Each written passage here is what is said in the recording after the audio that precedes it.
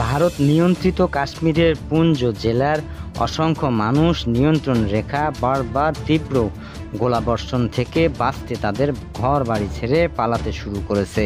স্থানীয়রা বিবিসিকে জানিয়েছেন যে বুধবার ভোরে পাকিস্তানের বিরুদ্ধে ভারতের বিমান হামলার পর সীমান্তে গোলাবর্ষণ তীব্র আকার নিয়েছে। সোবিয়া নামে এক স্থানীয় বলেন, আমি একটি বিকট শব্দ শুনে আমার 1 মাস বয়সী শিশুকে কোলে নিয়ে দৌড়ে বেরিয়ে এসেছি। আমি খুব ভয় পেয়ে গিয়েছিলাম।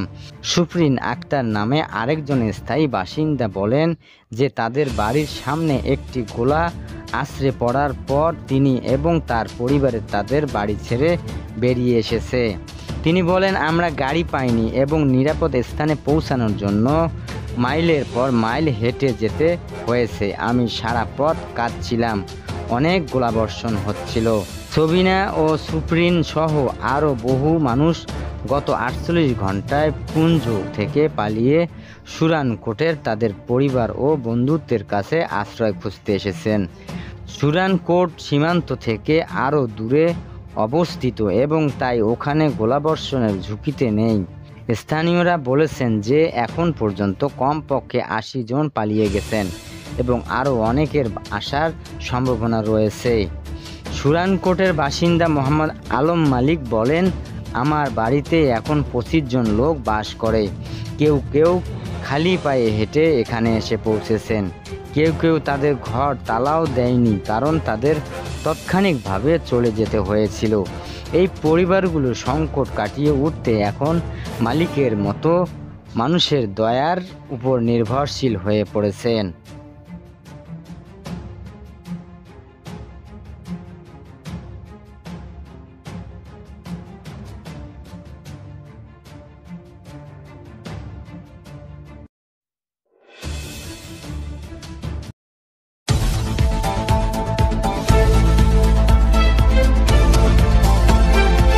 বাণিজ্যিক বিমান সংস্থাগুলোকে পাকিস্তানের আকাশসীমা ব্যবহার এড়ানোর পরামর্শ দিয়েছেন পাকিস্তান সরকার।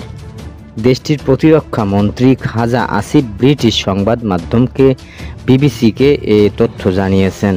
তিনি সতর্কতা উচ্চারণ করে বলেন, বাণিজ্যিক এয়ারলাইন্সগুলো ক্ষেপণাস্ত্র বা আকাশের ছোড়া গুলি দ্বারা আক্রমণ হওয়ার ঝুঁকিতে রয়েছে এবং এর ফলে বেসামরিক নাগরিকের প্রাণহানি হতে পারে। ভারত ও পাকিস্তানের মধ্যে ক্রমবর্ধমান উত্তেজনার পরিপ্রেক্ষিতে অনেক আন্তর্জাতিক বিমান সংস্থার কয়েক দিনের জন্য পাকিস্তানের আকাশ সীমায় তাদের বিমান চলাচল বন্ধ রাখার ঘোষণা দিয়েছেন। এমিরেটস এয়ারলাইন্স জানিয়েছেন তারা 10 মে পর্যন্ত পাকিস্তানে বিমান চলাচল স্থগিত করেছে। এদিকে লুফথানসা এয়ারলাইন্স এই সপ্তাহের শুরুতে বিবিসিকে জানিয়েছে যে তারা পরবর্তী নির্দেশনা না দেওয়া পর্যন্ত পাকিস্তানের আকাশ সীমায় বিমান চলাচল স্থগিত রাখছে।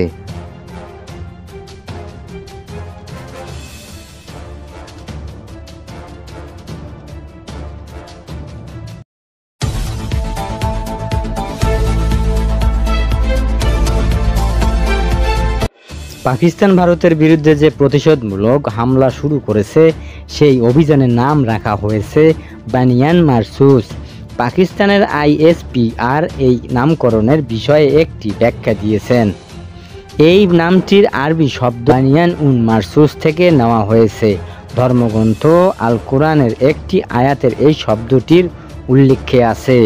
বানিয়ান মারসুসের অর্থ কঠোর সীসা দিয়ে তৈরি করে একটি প্রাচীর, যা শক্তি সংহিত এবং দুর্বলত্ব প্রতীক। কুরআনের বর্ণনায় বানিয়ান মারসুস বলতে তাদের বোঝানো হয়েছে যারা আল্লাহর পথে লড়াই করতে গিয়ে সীমা বা লোহার দেয়ালের মতো শক্ত থাকে। মূলত সূরা আল সাফ 61 নম্বর সূরার 4 নম্বর আয়াত থেকে এই নামটি অনুপ্রেরণা হিসেবে বেছে নেওয়ার কথা জানিয়েছেন পাকিস্তানের ISPR। সেখানে একটি শক্ত সুগঠিত কাঠামো হিসেবে আল্লাহর পথে লড়াইকারীদের প্রশংসা করা হয়েছে।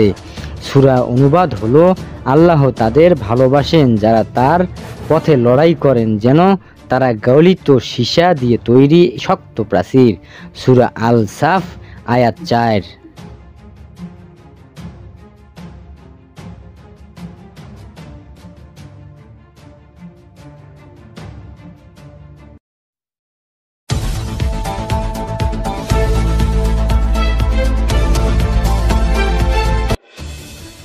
সিলেট সীমান্ত ঘেরা ভারতের মেঘালয় রাজ্যের সীমান্তবর্তী জেলাগুলোতে রাত্রিকালীন কারফিউ জারি করেছে রাজ্য সরকার। প্রতিদিন রাত 8টা থেকে সকাল 6টা পর্যন্ত চলবে এই কারফিউ। ভারতীয় সংবাদ মাধ্যম ইন্ডিয়ান এক্সপ্রেসের এই তথ্য জানা যায়। প্রতিবেদনে বলা হয় 8 মে থেকে কার্যকর হওয়া এই নিষেধাজ্ঞা অনুযায়ী ওইসব এলাকার সাধারণ মানুষের চলাচল সম্পূর্ণরূপে নিষিদ্ধ থাকবে বলে জানিয়েছে রাজ্য সরকার। মেঘালয়ের পূর্ব ও পশ্চিম জয়ন্তিয়া হিলস, পূর্ব খাসি হিলস, দক্ষিণ গারো হিলস এবং পশ্চিম গারো হিলস জেলার সীমান্ত সংলগ্ন অঞ্চলগুলোতে এই সিদ্ধান্ত কার্যকর হয়েছে। সীমান্তের শূন্যরেখা 200 মিটার থেকে 1 কিলোমিটার পর্যন্ত বিস্তীর্ণ এলাকায় নিরাপত্তা সংবেদনশীল ঘোষণা করে এই পদক্ষেপ নেওয়া হয়।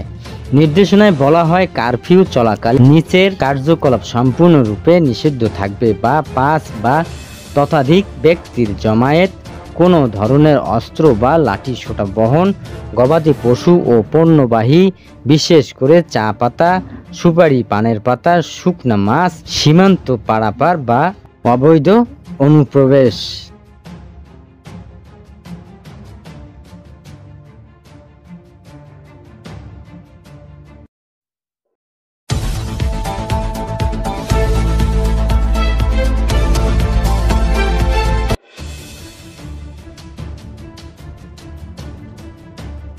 ন্যাশনাল কমন অথরিটির NCA জরুরি বৈঠক ডেকেছেন পাকিস্তানের প্রধানমন্ত্রী শাহবাজ শরীফ। দেশটির ISPR এর বরাতে এই তথ্য জানিয়েছেন ব্রিটিশ সংবাদ মাধ্যম BBC। NCA দেশটির স্থল ও আকাশ ও নৌবাহিনীর জন্য যৌথ কৌশল প্রণয়ন ভূমিকা রাখে। তবে এর আরও গুরুত্বপূর্ণ লক্ষ্য হল পাকিস্তানের পারমাণবিক অস্ত্রের দেখভাল করা এবং এ বিষয়ে সিদ্ধান্ত নেওয়া। NCA বৈঠককে সভাপতিত্ব করেন প্রধানমন্ত্রী। এছাড়া পররাষ্ট্রমন্ত্রী, প্রতিরক্ষা মন্ত্রী ও স্বরাষ্ট্র ও অর্থমন্ত্রী এবং প্রতিরক্ষা সামগ্রী উৎপাদন বিষয়ক মন্ত্রী এই সংস্থার সদস্য। এই কমিটিতে জয়েন্ট চিফ অফ স্টাফ, 3 বাহিনীর প্রধান, স্ট্র্যাটেজিক প্ল্যান ডিভিশন SPD এর ডিরেক্টরের সদস্য হিসেবে রয়েছেন। SPD পাকিস্তানের পারমাণবিক অস্ত্রের রক্ষণাবেক্ষণের দায়িত্বে থাকা সংস্থা।